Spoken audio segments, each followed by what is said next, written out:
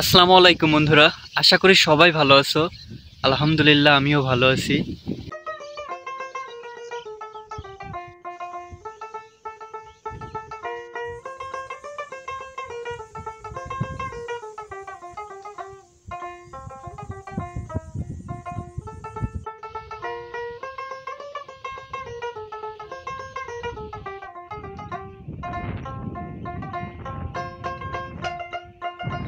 আসসালামু আলাইকুম বন্ধুরা, আশা করি সবাই ভালো আছো।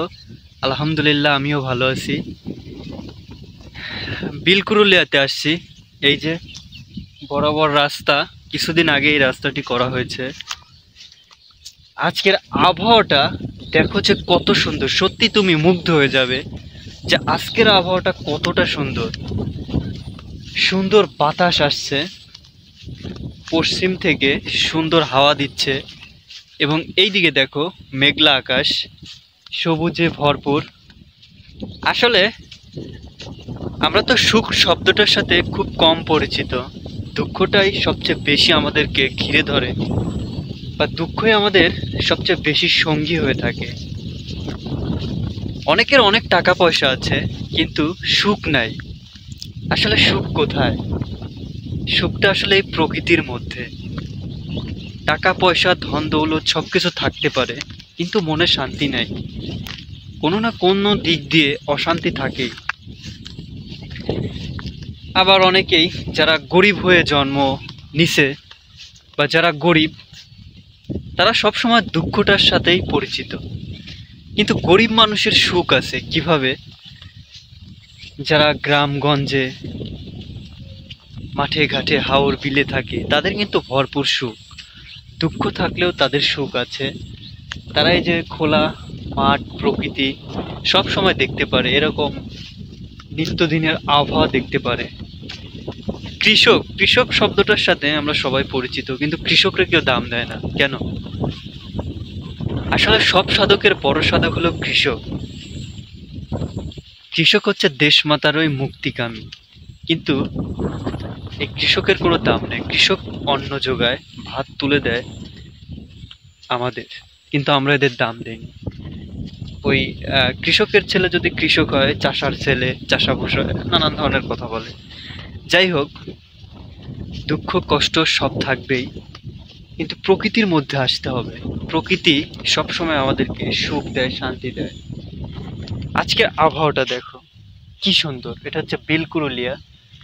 বিলকুরুলিয়ার মাঝখানে আসছি, অনেক কয়দিন পরে আসছি। এইদিকে দেখাই একটু, ওই যে বট গাছ, শোলা নেড়ে দেওয়া হয়েছে, বা ছিলে এনে নেড়ে দেওয়া হয়েছে।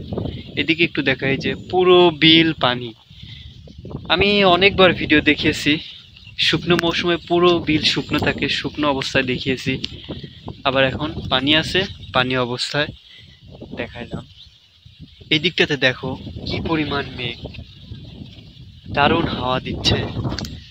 যাই হোক, একটু পরে আবার দেখা হচ্ছে, সামনে গিয়ে আবার দেখা হবে। আবার চলে আসলাম, একদম শেষ মাথায় চলে আসছি। আমার পিছনে যে বট গাছটা, রাস্তার একদম শেষে চলে আসছি। প্রচুর শোলা আমার চারিপাশে দাঁড় করানো আছে। এই দিকটাতে একটু দেখাই, একদম লাস্ট মাথা এটা। প্রচুর কচুরি পানা।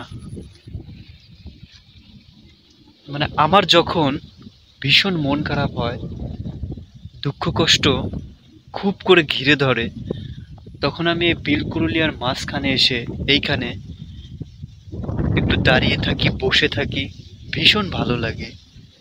আর এই যে প্রকৃতি, আল্লাহর সৃষ্টি এতটা সুন্দর, তার সৃষ্টির দিকে তাকালেই আমার সব দুঃখ ভুলে যায়। জীবনে টাকা পয়সায় সবকিছু না, জীবনটাকে উপভোগ করতে হবে। এই যে এই জীবন বারবার আসবে না। প্রকৃতির মাঝে আসো, ঘোরো ফিরো, ভীষণ ভালো লাগবে। এই দিকটাতে চড়ুইকুল, আমার পিছনে এই দিকটাতে লাউতিয়া, চাটমোহর, আর এই দিকটাতে হরিপুর, জেলেপাড়া। দেখো, একটু ঘুরিয়ে ঘুরিয়ে দেখাই যে কতটা সুন্দর আমাদের বিল। আমি একটু সামনের দিকে যাই, ওইদিকে যেহেতু পানি, আমি আর ওইদিকে যাব না। সব সময় আমি বলি, দুঃখ থাকবে, দুঃখটাকে সাইডে রেখে দাও, দিয়ে জীবনটাকে উপভোগ করো। টাকা পয়সা সবকিছু না, এসব নিয়ে আমি এতটা চিন্তা করি না। একটা জিনিস দেখাই, এই যে ধুতি, তারপরে জাল, তারপরে এখানে একটি প্যান্টও দেখা যাচ্ছে। আমাদের এই দিককার মানুষ বা ওই দিককার চড়ুইকুলের সবাই এখানে মাছ মারে এই বিলে। তাদের নিজেদের খাওয়ার চাহিদাও মেটে, আবার তারা বাজারে বিক্রি করে সেই টাকা দিয়ে তারা বাজার সদাই করে খেতে পারে। আসলে জীবন এমনই, জীবন অনেক কষ্টের, অনেক সহজ, অনেক উপভোগ্য। তো সবশেষে একটা কথা বলবো, জীবনটা যেহেতু অনেক কষ্টের, আল্লাহ তাআলাই আমাদেরকে কষ্ট দেন, সুখে রাখেন। আমাদের সবসময় উচিত আল্লাহর ডাকে সাড়া দেওয়া, আল্লাহর হুকুম পালন করা, তাহলেই জীবন সহজ হয়ে যাবে। তো এই প্রকৃতি, সবাই ভালো থাকো, সুস্থ থাকো, দেখা হবে নতুন কোনো ভিডিওতে, নতুন কোনো গল্প নিয়ে। আসসালামু আলাইকুম।